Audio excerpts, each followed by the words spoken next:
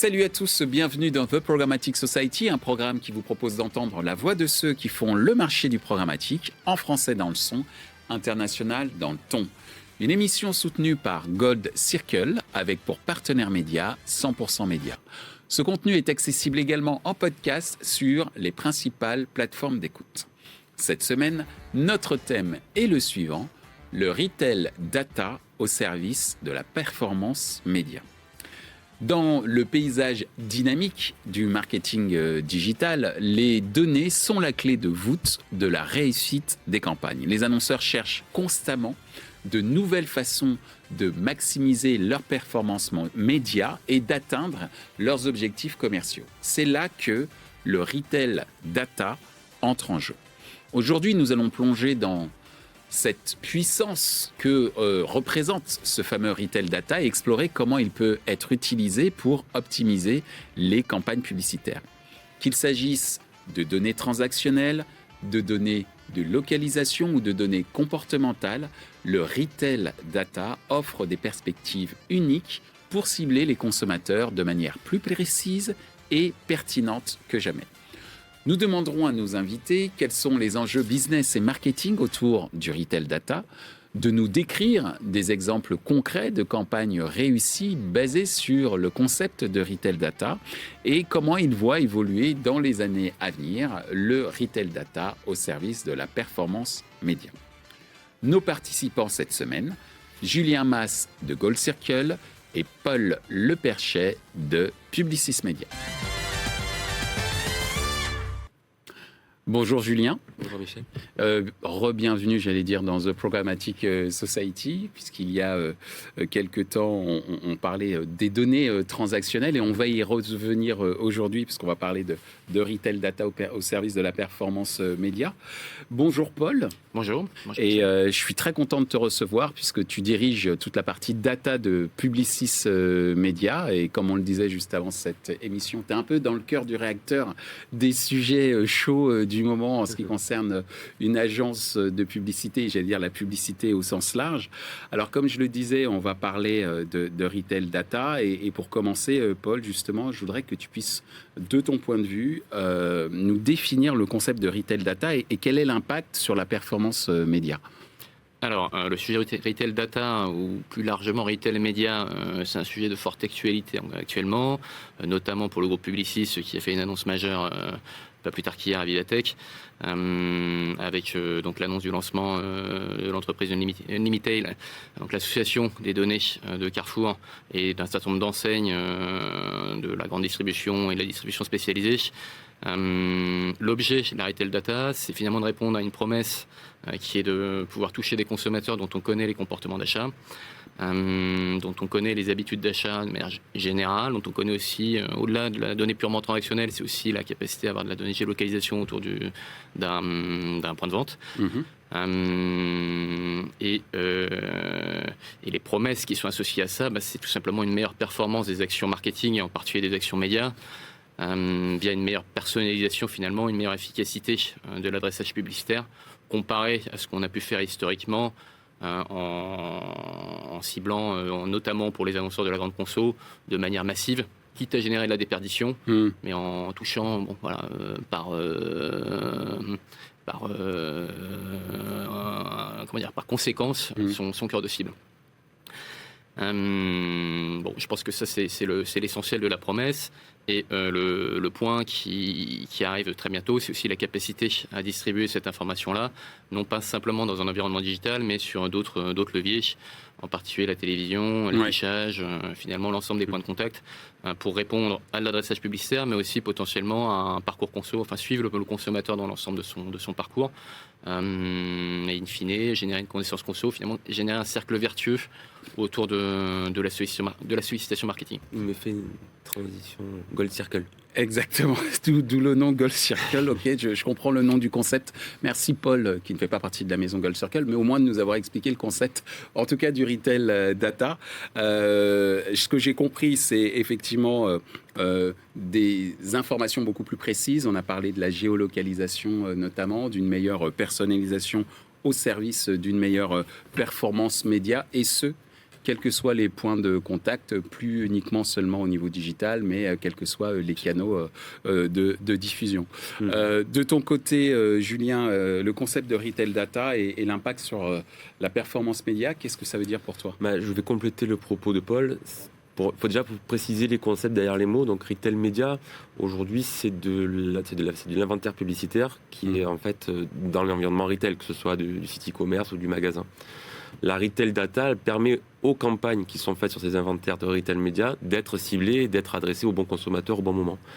Tout l'enjeu de la performance média, c'est d'arriver à récupérer cette data retail pour la sortir de l'environnement du retailer et de l'exploiter dans des environnements médias plus traditionnels. Il y a déjà des tas d'initiatives dans ce sens, mais nous, c'est chez Gold Circle le leitmotiv au quotidien de capter cette data retail via des techniques de portabilité de la donnée. On a déjà évoqué dans cette émission, à travers le concept de zéro party data et d'apporter au consommateur une récompense à l'exploitation de sa donnée qu'il partage de manière proactive et avec consentement. Et donc, du coup, d'avoir cette donnée-là qui sort de l'environnement retailer et qui peut être exploitée en environnement média traditionnel et créer de la performance, surtout avec un avènement maintenant programmé de la fin des cookies tiers, qui fait que les capacités de ciblage vont être amoindries sur ce volet-là. Elles ont déjà bien été amputées et donc c'est à notre sens une belle perspective de qualification de l'audience que de se baser sur la donnée transactionnelle retailer. Mais pas que, mais en tout cas, elle est très importante. Merci Julien. Alors tu nous as déjà exposé un certain nombre d'enjeux business et marketing. De ton point de vue, et j'en arrive à ma deuxième question, Paul, quels seraient les enjeux business et marketing autour du retail data, notamment pour une agence comme Publicis Media? Alors l'intérêt et l'enjeu, c'est finalement de rentrer dans des pratiques qui sont historiquement associées à l'e-commerce sur des acteurs de la grande conso en particulier, qui sont par définition intermédiaires. Donc qui n'ont pas la lecture de la transaction, qui sont finalement pas en contact direct avec leurs consommateurs en dehors de leur programme CRM, qu'ils entretiennent pour certains depuis déjà un certain nombre d'années. On n'est pas non plus sur un sujet d'innovation absolue. Donc le premier enjeu, c'est finalement ça, c'est d'apporter cette rapidité d'information, cette qualité d'information pour optimiser la performance. Et autour de ça se soulève finalement un certain nombre de questions pour y arriver. La première, à mon sens, elle est liée à la capacité à collecter la donnée. En retail, on a finalement une multitude de points de contact. Déjà, le magasin physique, évidemment. D'autre part, la base encartée. Et de plus en plus, depuis, avec une forte accélération depuis le Covid, les comportements online, e-commerce, in-app. Donc ça, c'est déjà une difficulté potentiellement de pouvoir associer ces différentes informations-là, qui sont généralement transactionnelles, mais pas que, autour finalement d'un individu, et de pouvoir les agréger sur des bases de données à fort volume et qui seraient accessibles pour des usages médias ou marketing au sens large de manière beaucoup plus agile. Le deuxième sujet, justement, c'est l'interopérabilité. Ça, c'est un sujet majeur, tu l'as évoqué. Aujourd'hui, la donnée, de manière générale, pas que la donnée retail, elle transite avec un véhicule qui est le cookie. On connaît tous ces contraintes, et ces contraintes qui ne vont que grandissantes sur sa nature et son espérance de vie. Donc il y a un vrai sujet aujourd'hui de reconnaître une donnée, qu'elle soit retail ou pas, mais en particulier sur la donnée retail, sur les attributs retail. Et de pouvoir le faire transiter vers les plateformes d'achat, donc sur le côté sell-side, puis côté buy-side, le reconnaître in fine sur l'inventaire média. Ça, c'est un challenge majeur, qui était un challenge de marché. Aujourd'hui, il y a un certain nombre d'acteurs qui se positionnent là-dessus, mais se pose la question après ça du reach. Troisième sujet, c'est la capacité à mesurer. Donc ça, c'est une promesse qui fait écho au premier point que j'évoquais. C'est finalement capacité à mesurer des actions marketing sur la transformation. Et non pas simplement que sur la transformation, c'est aussi potentiellement pour une agence média mesurer des impacts plus larges, par exemple l'effet promotionnel. Ça, c'est super intéressant pour une agence parce que derrière, on va être plus fin finalement sur notre capacité à média planning, à adresser nos consos. C'est la capacité d'être aussi plus fin dans le média planning pur, au sens répétition, finesse du ciblage, limiter la déperdition, et mesurer in fine le lift qui a généré un ciblage retail versus un ciblage un peu plus standard, et potentiellement de challenger les GAFA.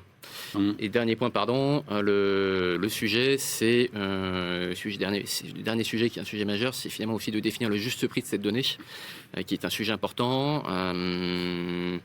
Surtout qu'historiquement, c'est de la donnée qui appartient aux enseignes, qu'elles utilisaient pour leurs propres usages, voire qu'elles mettaient à disposition des annonceurs dans le cadre de deals trade, qui n'étaient pas forcément valorisés ou monétisés de la même façon dont aujourd'hui certains grands patrons d'enseignes peuvent envisager des grands gains de PNL. Et aujourd'hui, on sent qu'il y a un vrai besoin d'ajustement sur le prix de cette donnée qui est très précieuse, mais qui est encore certainement en perception un peu chère. Il faut trouver un peu ce juste équilibre. Merci Paul. Alors avant de te laisser la parole juste sur les enjeux business marketing autour du retail data, de ton point de vue, moi ce que je retiens ce sont 4 points. Le fait d'être en capacité à collecter de la donnée et peut-être aussi en capacité d'avoir du volume d'ailleurs.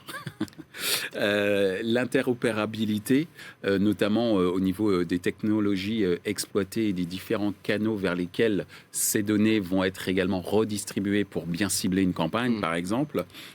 La mesure, puisque je viens de parler d'une campagne, et enfin ajuster le prix, avoir le juste prix pour qu'il y ait un meilleur retour sur investissement en ce qui concerne les campagnes. C'est bon ? C'est bon. Ok.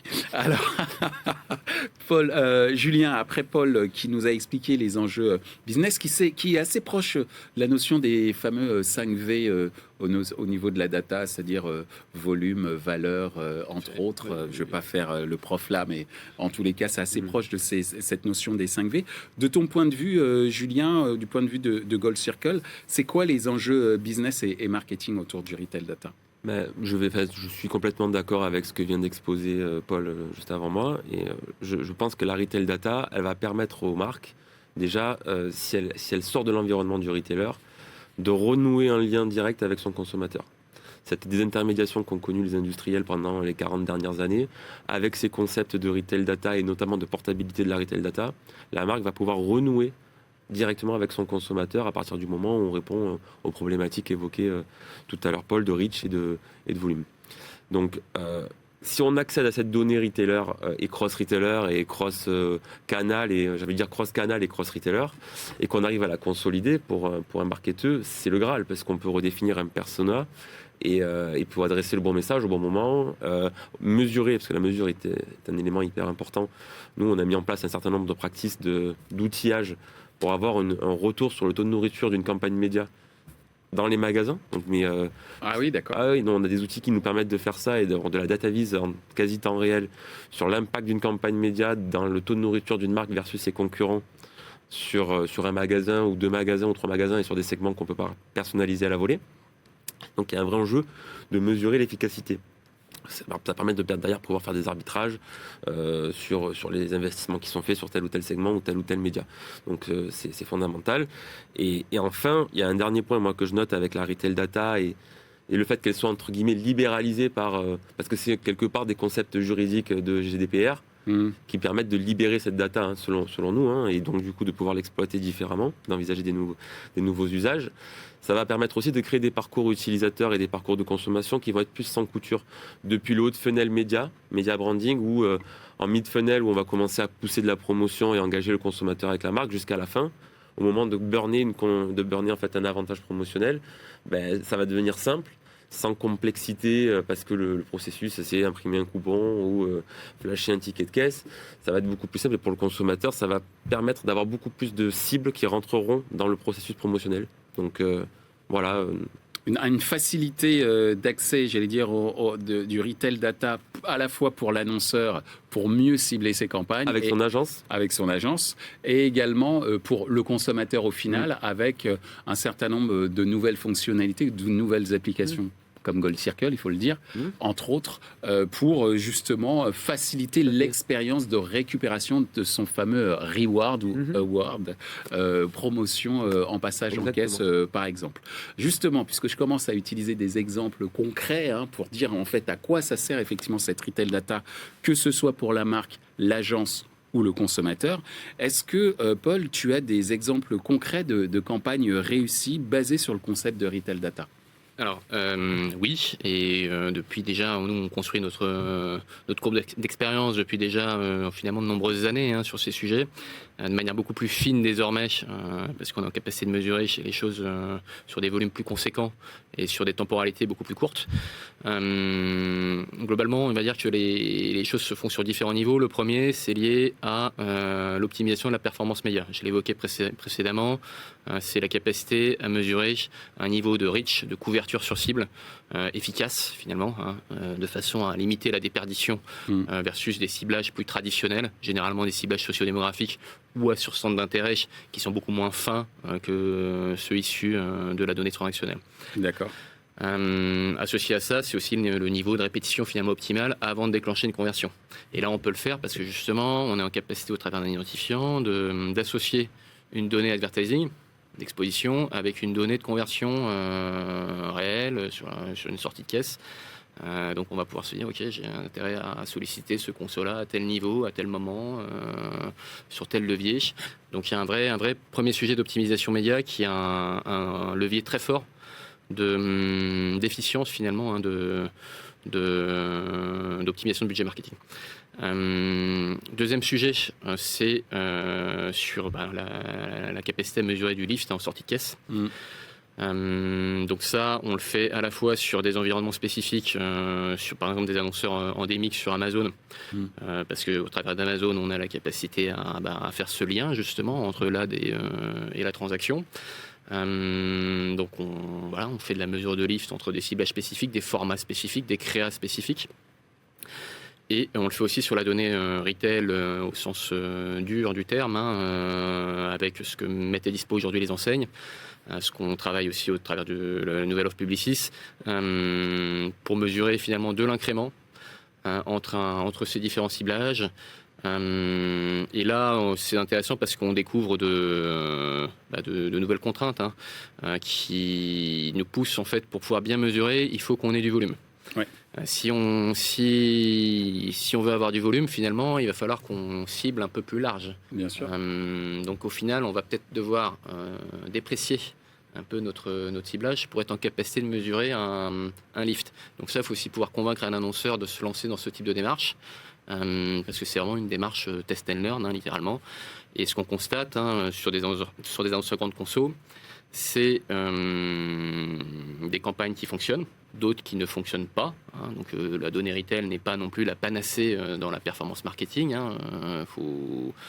Heureusement d'ailleurs quelque part. Et c'est un élément du mix. Le sujet, on se rend compte de plus en plus, il est aussi beaucoup sur le haut de funnel. Comment on va alimenter le bas de funnel, finalement, tout ce qui va se passer sur un site e-com, sur une app, sur Amazon, etc., ou en magasin. Il faut amorcer la pompe. Ouais. C'est vraiment un enseignement majeur qu'on a aujourd'hui.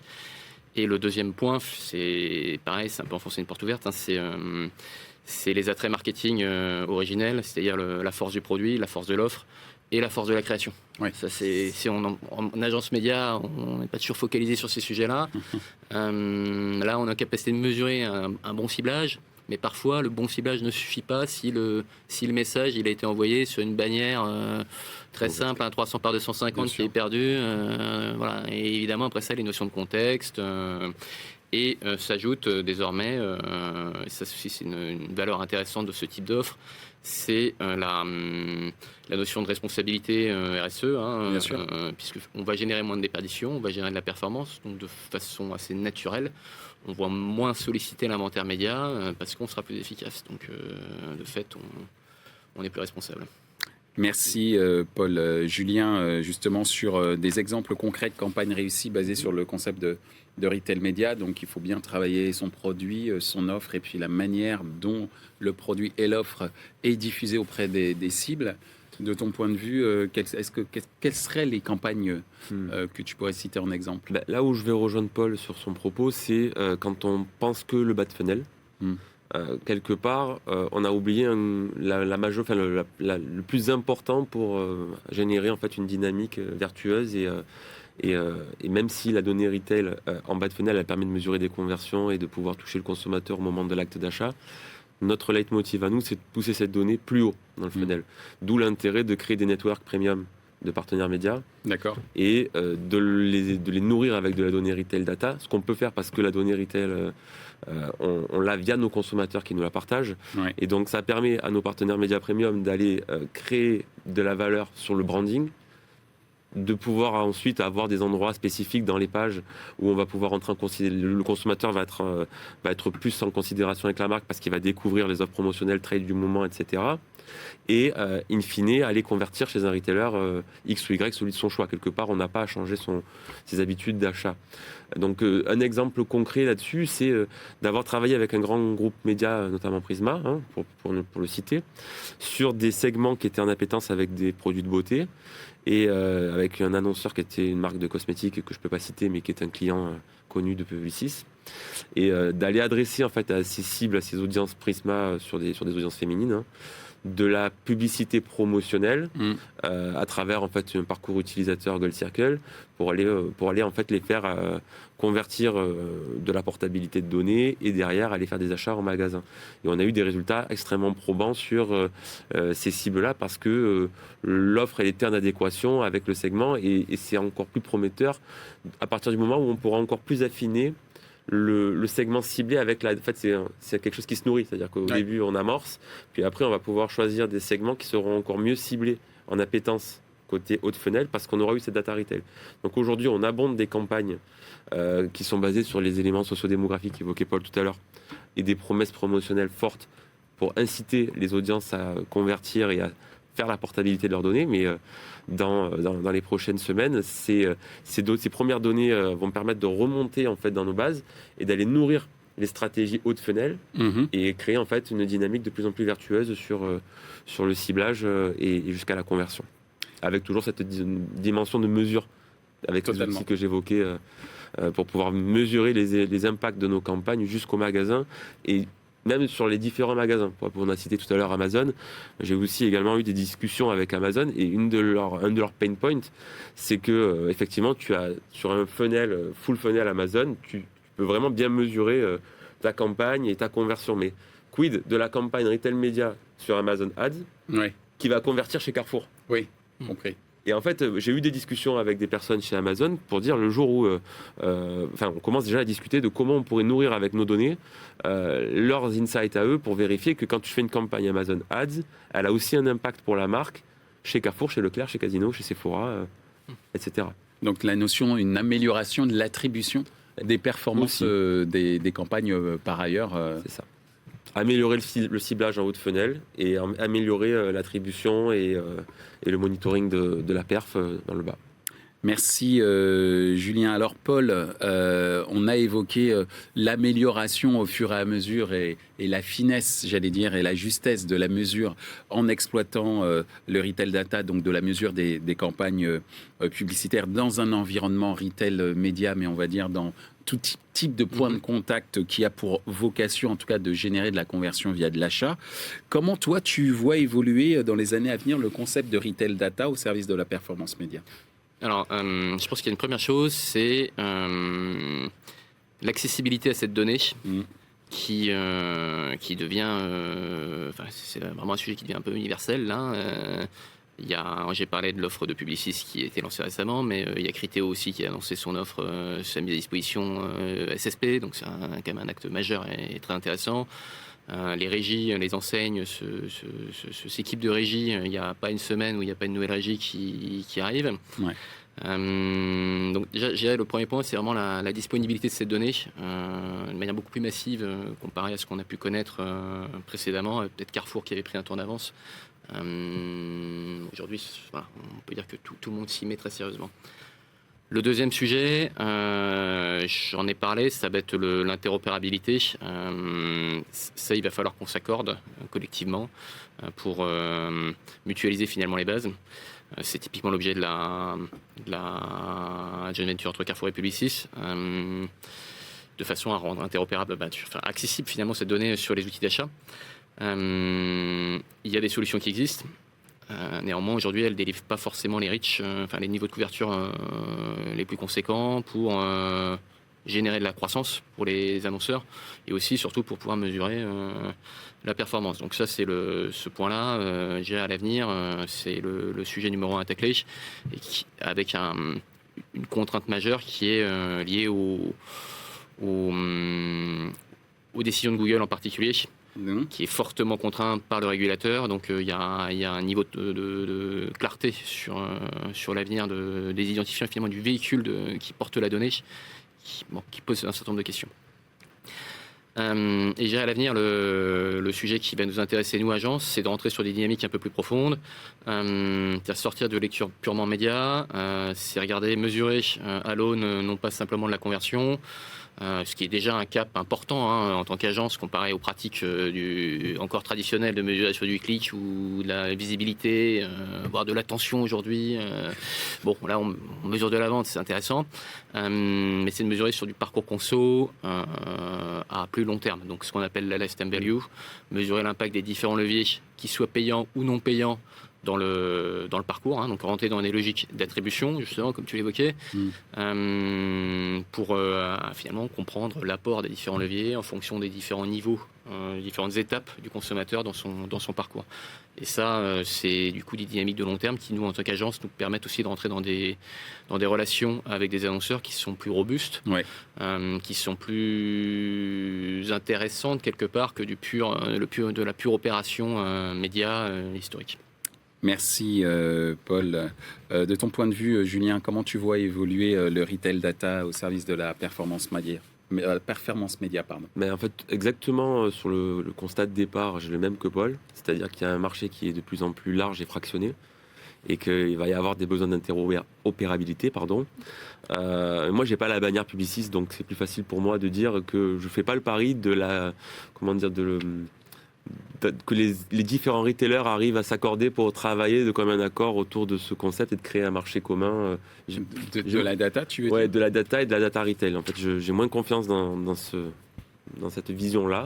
En revanche, nous, chez Gold Circle, on fait le pari de la data qui serait retailer, oui, mais qui serait portée par le conso et par son envie de la partager. Et le conso, pour le faire, c'est parce qu'il a une relation extrêmement étroite avec les marques qu'il aime. Et c'est ce pari qu'on fait, c'est le pari industriel, de faire renouer l'industriel, la marque, avec son consommateur, et de pouvoir collecter des bases massives de données, parce que les consommateurs veulent avoir des liens directs avec leur marque préférée. Et le consommateur, lui, il est interopérable. Il est sur tous les réseaux de distribution, il est sur tous les canaux, et quelque part... nous, c'est ça, en fait, pour nous, les enjeux du futur sur ce marché-là. Que ce soit pour aller travailler la retail data en environnement média avec des produits médias, mais également sur des logiques de CRM. Il y a aussi, en fait, des logiques de CRM qu'on peut travailler avec la portabilité des données. Et on a déjà aussi des discussions avec d'autres entités de Publicis, notamment Epsilon, sur comment rendre les programmes CRM relationnels plus data efficients en termes de collecte. Donc, c'est des sujets intéressants. Et enfin, je pense que ces sujets-là, dans le futur, il faut que ce soit les industriels qui les prennent à leur compte pour pouvoir en fait s'absoudre de cette intermédiation qu'ils ont subie pendant longtemps avec les retailers. Ils l'ont déjà commencé quand ils font des sites e-commerce. C'est quelque part dans le but d'aller récupérer de la data consommateur en direct. Il y a d'autres manières de le faire et pas forcément d'avoir son réseau propriétaire de distribution. En fait, c'est via des logiques de captation en fait, de la data consommateur parce qu'on lui apporte quelque chose en retour. Voilà. Merci Julien, merci Paul. On en arrive là cette fois-ci à notre vraie dernière question avec la question 100% média.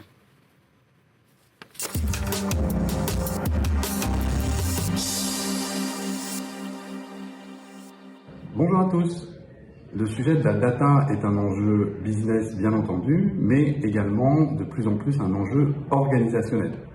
Comment pensez-vous que l'on peut insuffler cette culture data-driven à toute l'organisation au-delà des simples équipes retail ? Merci beaucoup. Merci Jean-Philippe Piot de chez 100% Média. Donc la question est la suivante, comment intégrer, insuffler cette data-driven mindset, je dirais, pour faire du bon français, dans les organisations. Est-ce que tu es prêt pour répondre en 60 secondes, mon cher Paul? J'essaye. Top chrono.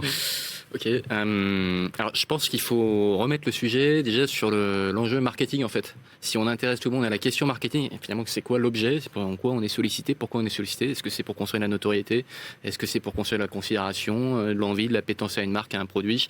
Ou est-ce que c'est pour regarder des choses un peu plus profondes? On va déjà embarquer les gens collectivement sur un sujet commun. Après ça, il y a un vrai sujet de trouver les compétences, mais je dirais que pour ça, en agence, les agences, on est là pour ça. En agence, on a la chance d'avoir des profils justement extrêmement riches, des experts du média plus traditionnel, du média plus innovant, du média haut de funnel, du média bas de funnel. On est de plus en plus équipé en profil data science, data engineering. Donc, je dirais qu'on est en plus, et dernier point, on a une vision très très opérationnelle finalement du sujet. Donc, appelez-nous. Merci Paul. La petite musique qui fait bon, ça y est, c'est bon, j'ai fini. Et tu as tout dit et merci d'avoir été très clair. Merci Paul. Julien, est-ce que tu es prêt pour la question? Oui. Pour répondre surtout. Pour répondre à la question, c'est parti. Top chrono. En fait, je pense que insuffler des logiques data-driven dans des grandes organisations, c'est le leitmotiv de toutes les data tech, toutes les startups. Donc c'est notre quotidien. Nous, on arrive avec des logiques disruptives autour du concept de data, notamment nous, la portabilité de la donnée et ce qu'on peut en tirer.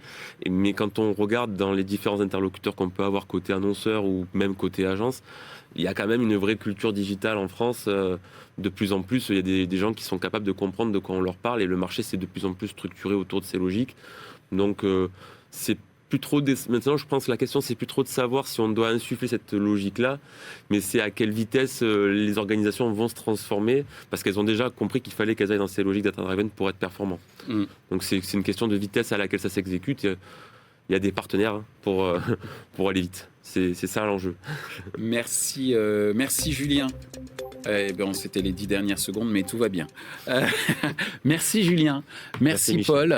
Merci d'avoir expliqué en quoi le retail data était au service de la performance média, mais également au service de l'expérience des annonceurs lorsqu'ils confient à Publicis Media, par exemple, des budgets pour atteindre des performances, notamment en exploitant des médias, mais également une très bonne expérience pour l'utilisateur, et notamment via des applications comme celle de Gold Circle, à travers des rewards, j'allais dire, basés sur leur connaissance, la connaissance de ses clients qui sont fans, ou en tout cas qui sont des grands consommateurs de telle ou telle marque en alimentation ou dans tout autre secteur. Donc merci de nous avoir sensibilisés sur cette notion de retail data. Je vous dis donc à très bientôt. À très bientôt.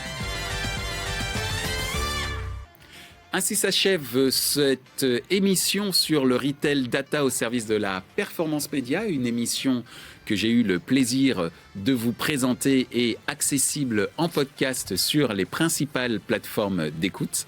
Merci à Gold Circle pour leur soutien. Merci à notre partenaire média 100% Média.